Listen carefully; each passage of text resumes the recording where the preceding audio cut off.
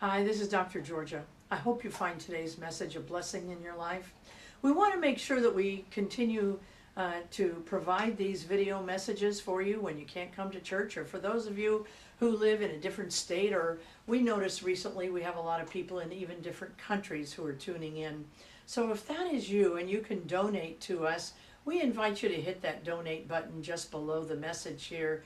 So thanks so much.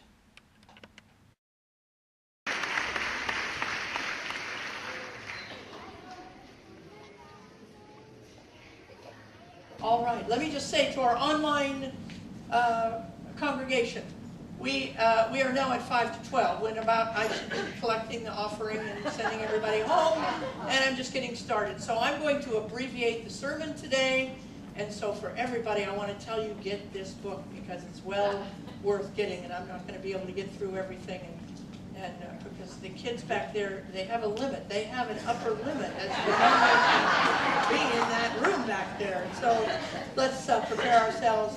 If you put your hand over your eyes, I open my eyes to see the spiritual truth today. I open my eyes to see the spiritual truth today. And over your ears, I open my ears to hear the spiritual truth today. I open my ears to hear the spiritual truth today. And now over your heart, and extend out your arms. I open my heart to receive the spiritual truth today. I open my heart to receive the spiritual truth today. The spiritual truth that I'm working with is that our life is waiting for us to happen. It's waiting for us to happen. There's no external thing that's holding us back. And the reason I can say that with such assurance is because we are representations of God on this planet, and God has no limitations. Therefore, we have no limitations in our life. We are unlimited spiritual beings having a human experience. Now, what trips us up is that we think that the human experience is limiting our spiritual magnificence. But there isn't any human experience that can actually limit us. You've all experienced it. You've seen people. You've seen people who've had amputated legs, and all of a sudden they're climbing rocks or doing something amazing. And we're saying, yeah, but they're the exceptions. And you're right. They are the exceptions. They're the exceptions because they get it, that there is something inside of them that is greater than any external limitation that they could possibly have in our life.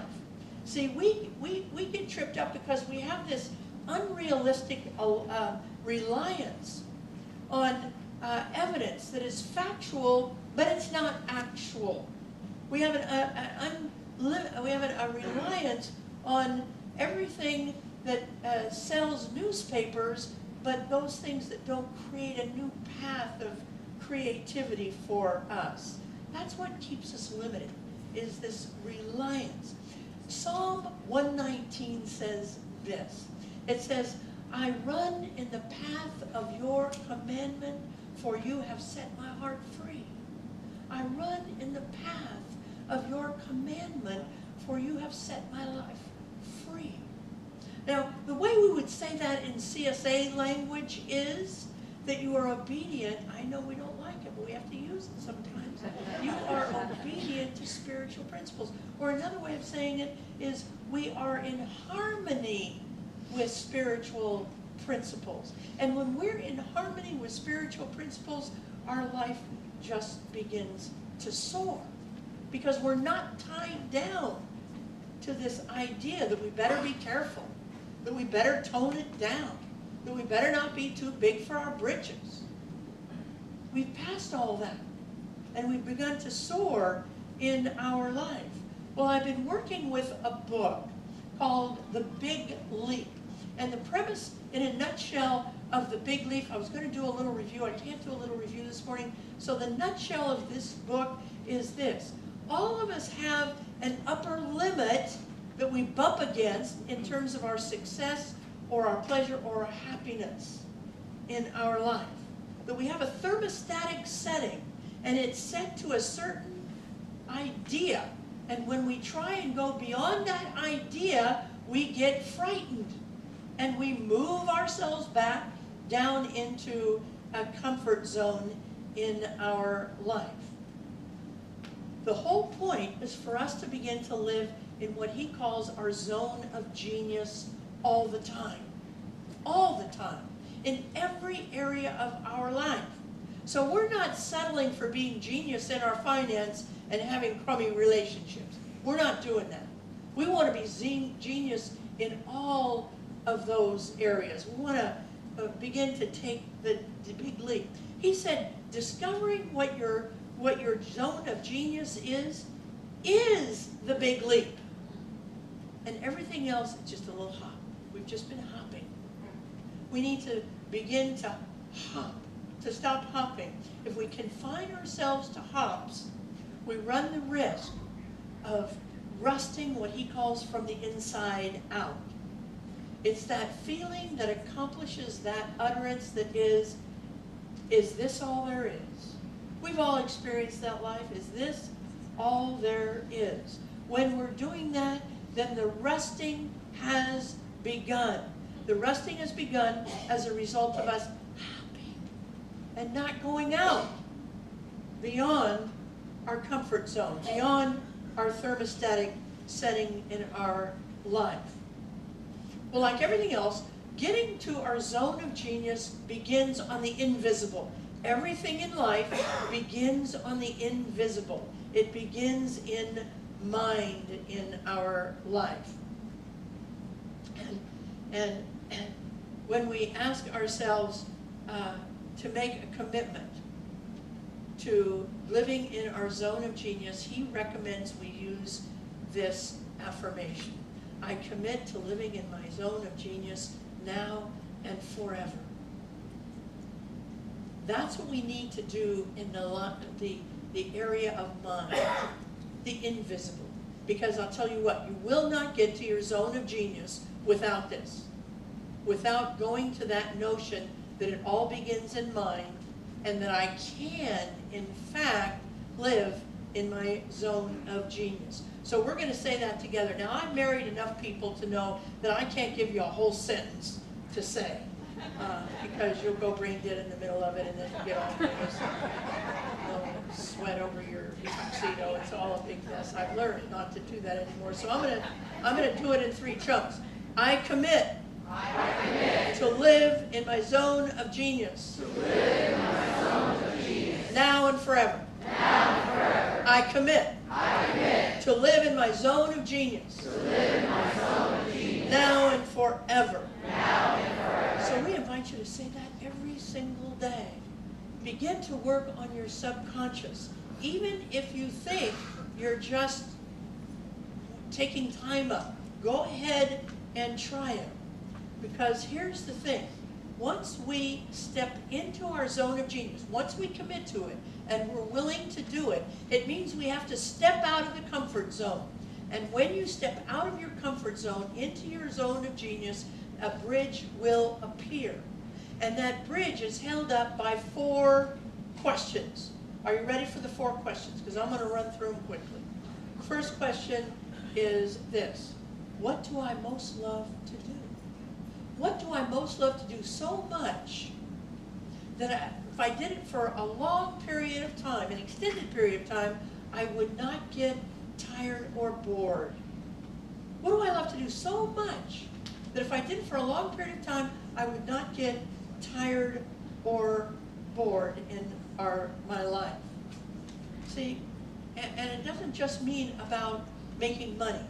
See, often we discount this idea that we can't be in our zone of genius because we're not learning money at it. Now, it is easier if you're in your zone of genius and you're able to make an income you're at it. So here's what I want to say.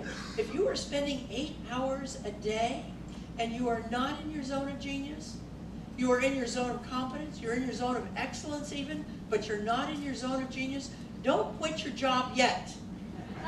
But here's the thing. Begin to vision for how you could get paid for being in your zone of genius. See, what happens is we throw this idea away because we can't figure it out. Look, I'm a great engineer. I'm a fabulous engineer. I make a lot of money. People are happy. I have a great reputation. But what I really want to do is paddleboard. Who's going to pay me to paddleboard? You don't know. You don't know. So I encourage you to not let that be a reason that you don't begin to visualize. The second question, what work do I do that doesn't even seem like work? There's something at the heart of what you are doing right now that doesn't seem like work. There's something right now that you can identify, and when you identify that one little thing, maybe it's only 10 minutes of your whole job, but that one thing, you're happy. You utter that thing, this is why I got up today. This is why I do what I do. You know that feeling? He tells a quick story in here. I worked with a guy in his mid-50s, Bob, who had risen through the ranks in a major corporation a few months after his promotion to CEO. He came to me because, as he put it, I haven't had a decent night's sleep since I took over this job. Something's wrong and I can't figure out what it is. Well, I flew out to Chicago to see if we could find out what it was. And when I asked him what aspect of his work didn't feel like work to him, he told me that what he loved best was wandering around talking to other executives for 10 seconds or 5 minutes about whatever was on their mind. He said he got more done in those casual conversations than in formal meetings. Suddenly, the light dawned, and he said, you know, I haven't done that a single time since I got promoted to CEO. The reason was partly logistical. He was now in a suite of offices that was separate from where he did his wandering around. He had been so inundated with new data that he spent most of his time trying to get it all in his head. He made a commitment to start wandering around again. Indeed, even did an hour of it while I was there. When I flew back home, I had a message on my machine said, he slept like a baby. There's something inside of what you're doing right now that needs to be looked at and expanded upon. The third question, in my work, what produces the highest ratio of abundance and satisfaction to amount of time spent? In my work or in my life, what produces the highest ratio of abundance and satisfaction to the amount of time I spend? You know, musicians, these guys know this. They could be noodling around, just relaxing with their instrument, and all of a sudden, a great song comes forth. They weren't trying for a great song. They were in a relaxed state of noodling around. They were receptive to what is on there. See, the answer to this question, what produces the highest rate of abundance and satisfaction to the amount of time spent, is always found in your mind. It's always found in your mind. He says he works with executives over and over and over again who say, if I could just sit in my office and think, I could begin to produce something much more valuable than I am right now. Why is that? Because God is broadcasting to you and I 24/7. New idea, new idea, new idea, new idea, new idea. We're not listening in our life. You remember the parable of the sower and the seed gets thrown on this, and something's wrong there, and something's wrong there, and something's wrong there. It's all about thorns and dry and weeds and blah, blah, blah. I think Jesus missed one. Respectfully, I think he missed one. I think the one that he missed is he threw it into the mind of human doings, not human beings. We need to just be for a minute, just to rest. When we sit and wait with an open heart and an open mind, a confidence that something will come to us, a way will be made from no way, if we're open to it. Woodrow Wilson said, I not only use all of my brain, but I freely borrow from other brains. We need to amend that a little bit to say, I freely borrow from spirit. Because spirit is always working with us. The last question I'm going to run through is, what is my unique ability? What is my unique ability? each of us have a skill that's uniquely ours. He says to get through it, he uses the analogy of the Russian dolls. Remember the Russian dolls? You open one up and there's a baby inside, open it up, baby inside, open it up, baby inside. He said he had a woman come to him and say, I have no idea what my unique ability is. And he said, well, what do you think you do sort of well? And she said, well, you know, I work in an office and I facilitate meetings. I guess I do that really well. He said, well, what about that do you think is good? She said, well, I'm able to listen and I'm able to get people who are being mean to each other to kind of back off and listen to each other and get the dialogue going, kind of redirect people. He said, well, that's the second Russian doll. The third Russian doll, he says, where did you learn that? And she said, well, I guess when I was a little girl, my parents were fighting all the time, and I learned that I had a skill to interrupt and redirect them. Now, those of you who grew up with fighting parents, some of you learned that skill. You learned how to figure out what was happening and then to redirect them. She said, I either learned how to redirect them or I went up in the attic, one of the two. And he said, that is your skill. And most of us, he says, have that unique skill that was implanted us when we were pretty young. And we have to begin to take the Russian dolls and uncover it in our life. Well, I'm gonna skip on now to what he says, the last part, which I love. You know, we are a church that believes we're all in this together. And when one of us steps up, we simply bring the others up in our draft. But more than that, he said, when you are in your zone of genius, other people see that and they're attracted to you. And when they're attracted to you, that's when you get to help them in whatever way, by encouragement or whatever other way you can to be of service. That we should all be finding our zone of genius, staying in it, but not just for ourselves, but for one another in our lives. So I'm going to leave you with a mantra that he said, because you know there are lots of distractions. You get in your zone of genius and there are people who are going to distract you from it because they are not comfortable with you leaving your zone of competence or your zone of excellence. They want you there. And so when you get into your zone of genius, you're going to get some feedback. And he said that's simply a distraction for you. Don't let it happen. And so he gives us a mantra. A mantra is a statement, much like our affirmations, done in Eastern cultures, Eastern religions. And so I'm going to give it to you, and I'm going to invite you to speak it every single day. Now, I'm not going to go through the marriage vows with you on it because we don't have time, but I will put it on our Facebook tomorrow so you can get it on Facebook. And it's this: I expand in abundance, success, and love every day as I inspire others around me to do the same.